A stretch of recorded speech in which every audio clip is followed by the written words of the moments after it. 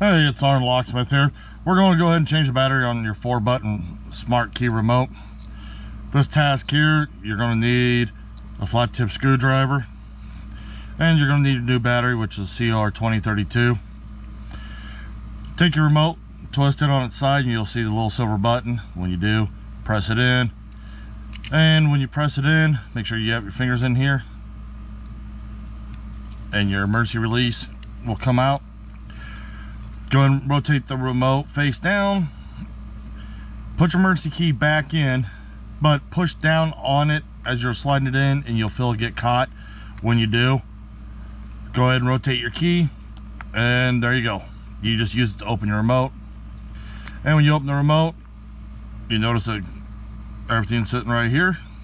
That's your back of side of your circuit board. Here's your battery. This is your 2032 battery. Take the screwdriver under the battery and just slightly lift it up,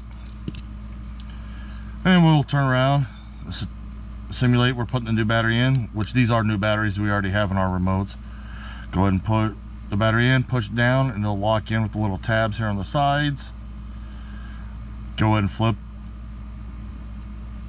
your battery holder, back part of your remote back together, and then slowly pick it up, and you notice how it wants to line up, and just start slowly squeezing it, and you will hear it snap together.